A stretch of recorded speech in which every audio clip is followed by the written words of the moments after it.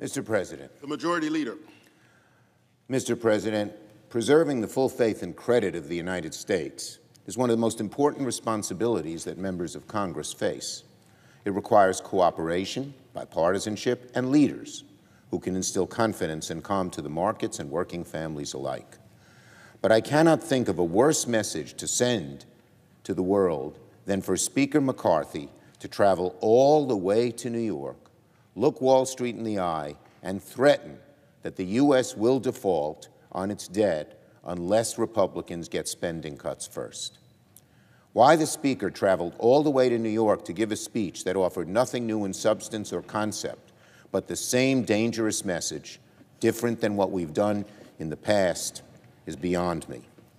If Speaker McCarthy continues in this direction, the U.S. is likely headed towards default. But you know what will avoid default, Mr. President? Republicans working with Democrats to avoid this crisis altogether, just as we did under Donald Trump. Now, the Speaker has insisted for months on cuts, though he has failed to offer any clarity about what kind of cuts Republicans want. House GOP leadership is presenting their wish list to their members at a closed meeting this morning. No one should confuse this wish list as anything more than a recycling of the same bad ideas we've heard about for weeks. And it's still not clear that Speaker McCarthy has the votes to even pass this. Indeed, a handful of House GOP members insist they won't raise the debt ceiling for anything, not even a GOP wish list. One of the few specific items is the Speaker's laughable suggestion, and it is laughable, that we avoid default for only a year, ensuring that this dangerous crisis repeats itself in 12 months. Why the Speaker thinks anyone would agree to have another debt ceiling crisis next year is beyond me. Nobody is saying that there cannot be a conversation about what kind of cuts Republicans want, but it doesn't belong in this debate, plain and simple.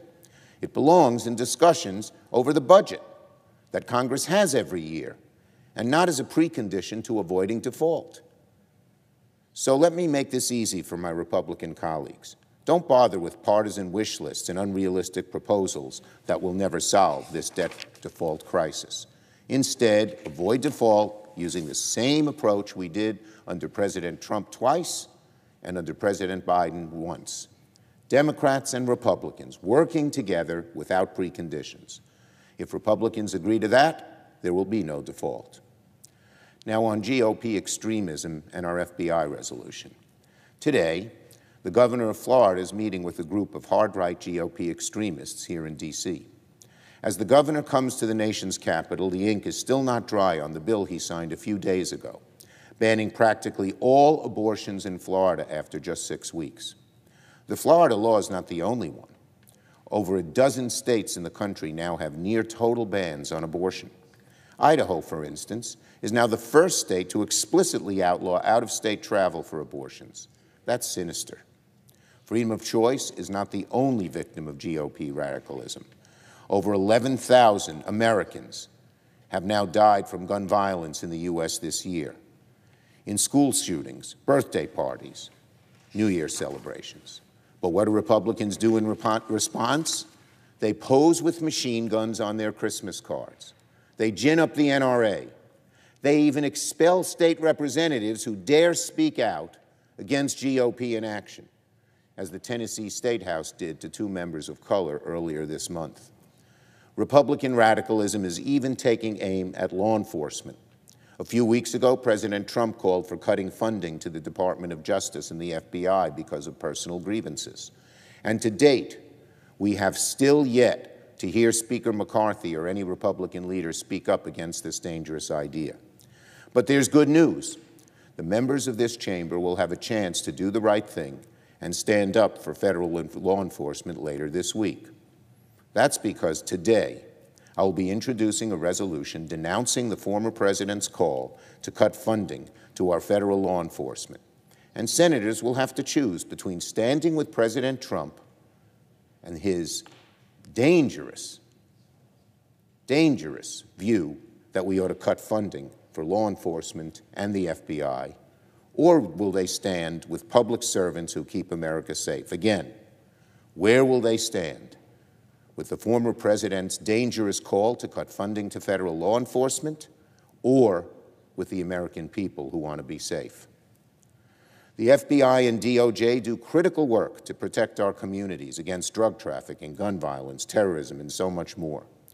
We just yesterday in New York saw an example where federal law enforcement arrested 2 individuals for running a secret, unauthorized Chinese police station right in the middle of Lower Manhattan.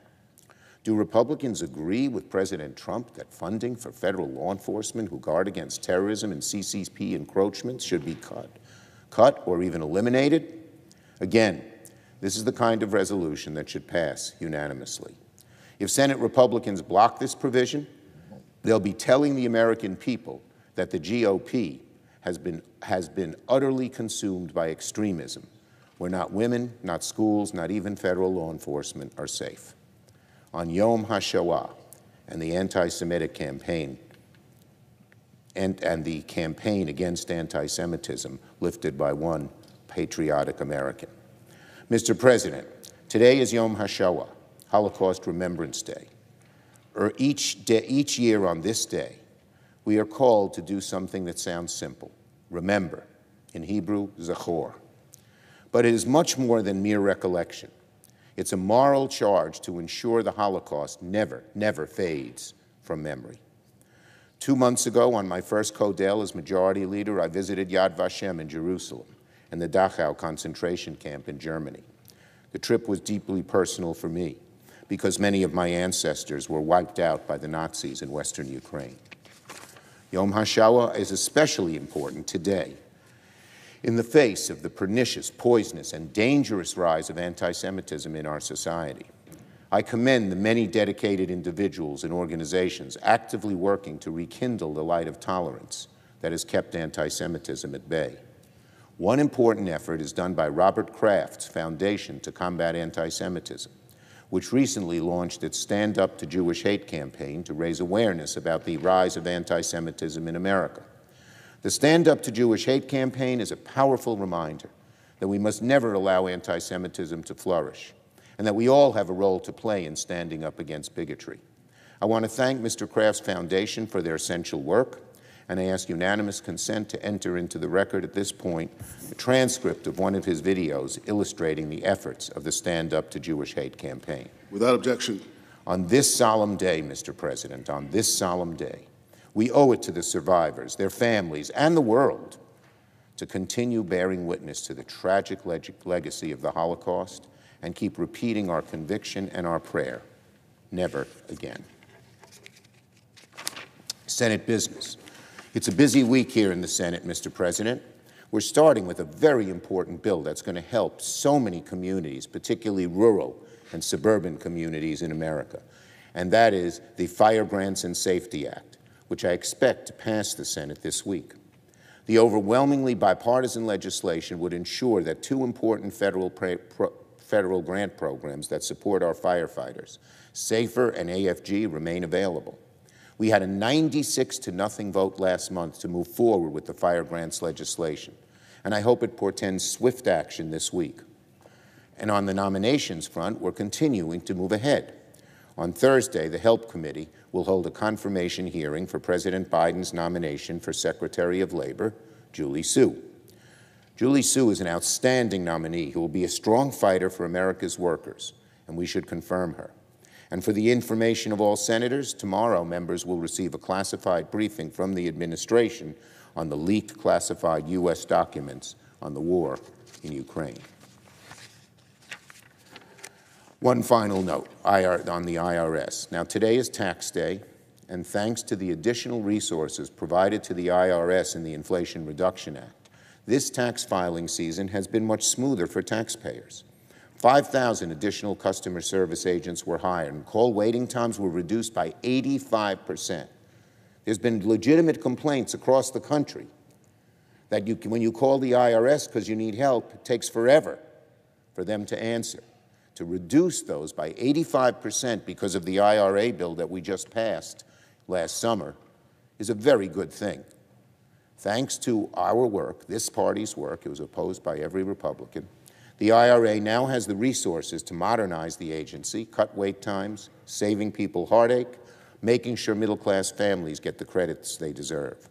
The agency will do this while cracking down on tax enforcement for the uber-wealthy and biggest corporations. I want to thank my colleagues for their work.